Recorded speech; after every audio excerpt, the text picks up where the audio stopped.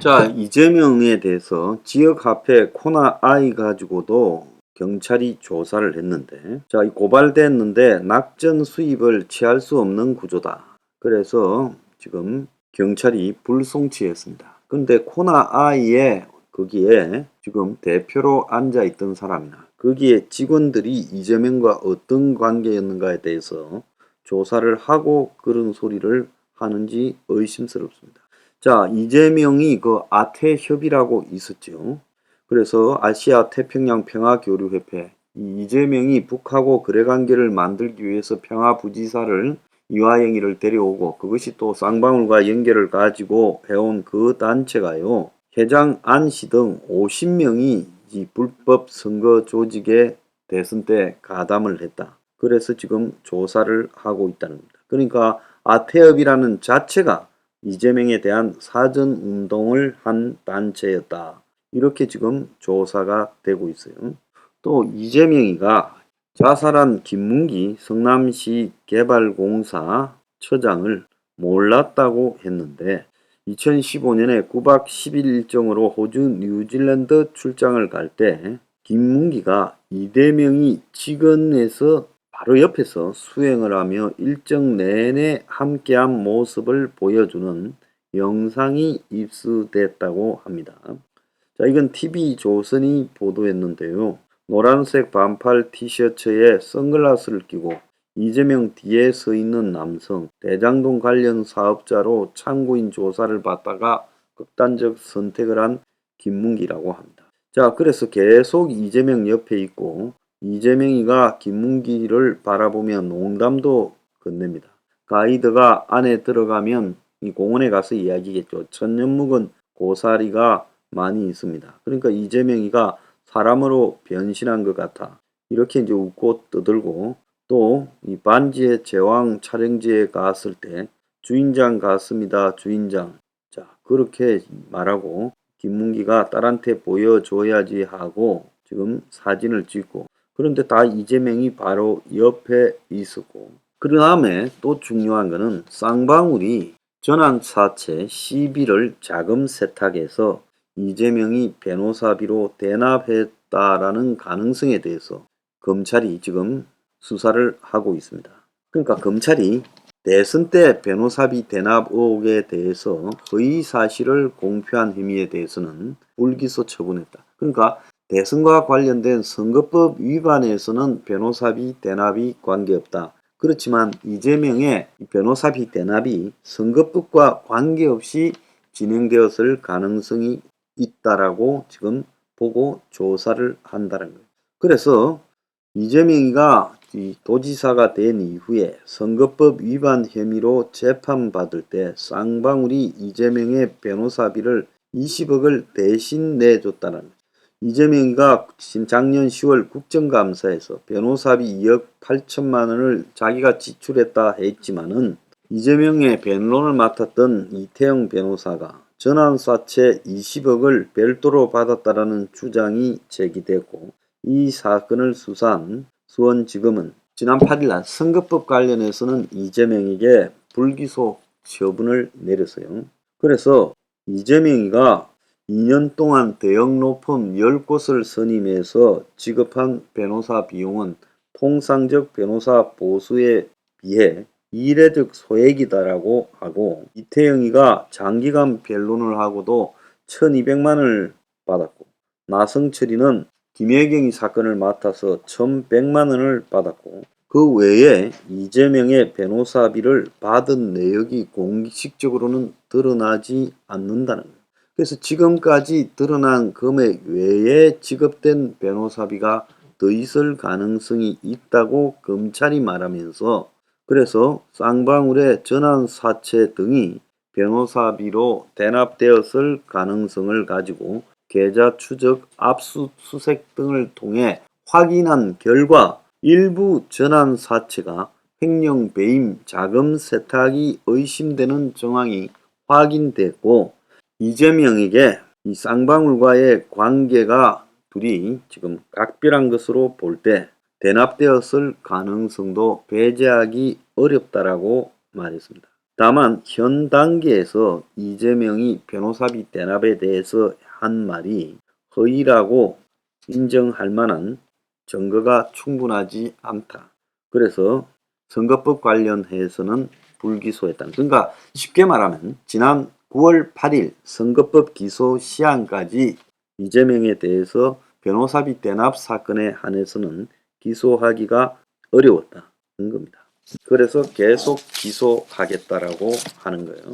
자, 한편으로요. 지금 대통령실이 영빈관 신축을 하겠다고 해서 예산을 878억을 갖다가 책정했대요. 자, 청와대 이전으로 지금 총 들어가는 비용이 496억 밖에 안 든다고 했는데 이제서 또 슬그머니 멀쩡한 청와대에서 나와서 대통령실을 간다고 국방부 청사를 접수해서 그걸 고치고 난리를 떨고 또 한남동의 외교장관 공간을 대통령 관저로 한다고 난리를 치더니 이제 영빈관을 별도로 만들겠다고 이야기하며 국회에 878억을 갖다가 제안했어요.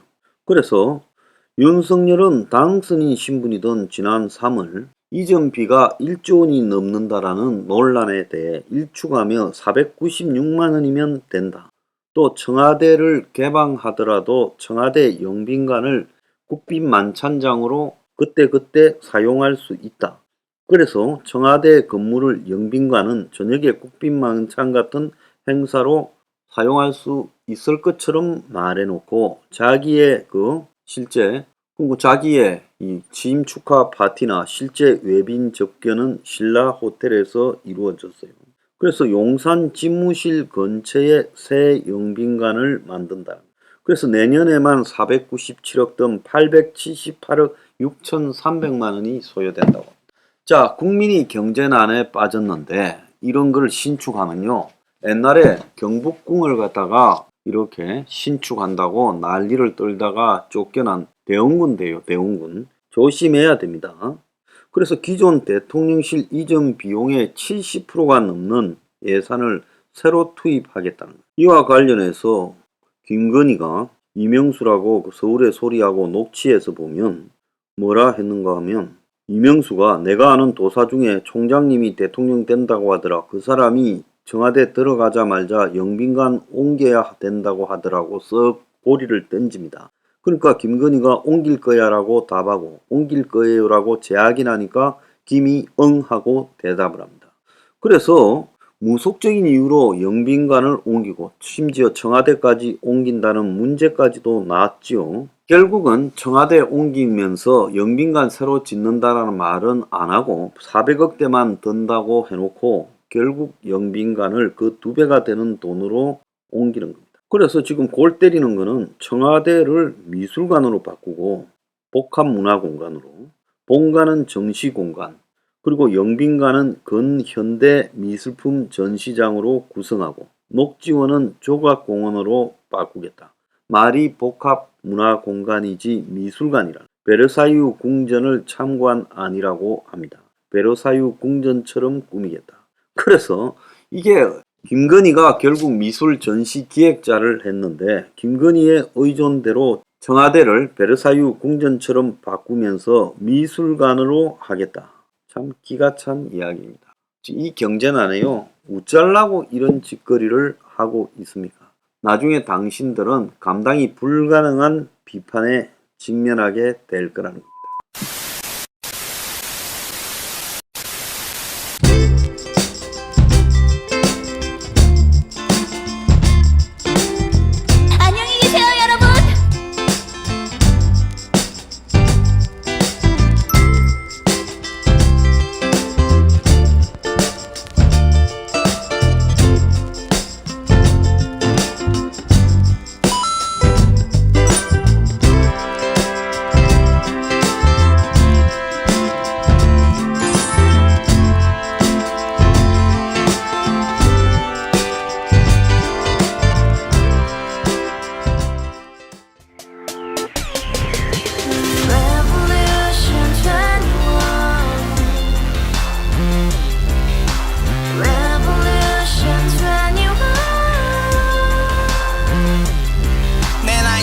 연준 월세 30 코인빚만 300 서울에 온 지 벌써 10년 아둥바둥 버텼지만 여전히 난 반지 하에 제왕 곰팡이 연문제약 내 미래는 깡통망통 완전히 폭망 고시원 창문만큼 작아진 내 꿈 연애 결혼 내 집 모든 게 헛꿈 1년 전 떠난 여친 울며 말했지 같이 써봤자 평생 가본 게 꼬꼬꼬라지 Revolution 21 가바후스 700 나도 소유주 Revolution 21 가바후스 700 나의 소주 택시기사 우라부지 마트 캐셔 울어무니 우리 집안 다 털어봤자 후줄 그래 개선민 내 미래 거기서 팍 끝난 거지 팍더 이상 노력 따윈 괴물이 스펙 찾아서 말리 비오는 날 알바 잘려 맨날 학원 날 개쳐 발려 밤비 내리는 양화대교 홀로 걷고 있을 때 현수막에 아로 새겨진 평당 700짜리 아파트 다같이 소리 질러 혁명 21 Revolution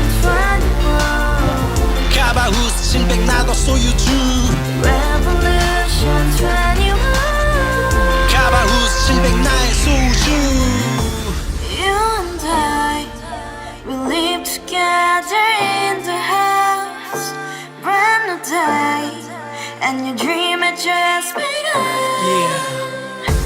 Revolution 21, only open happiness 너의 곁에 내가 영원히 Yeah. 지금까지 정치인들 입만 열면 찝찝찝 개소리 멍멍멍 쳤다 하면 뻥 잘난 부모 만나 잘난 학교 나오면 뭐 하나 우동살이 꽉 찬 대가리 깡통 소리 텅텅 저 푸른 초원위에 그림 같은 집을 짓고 평상 4천 팔면 뭐해 평생 살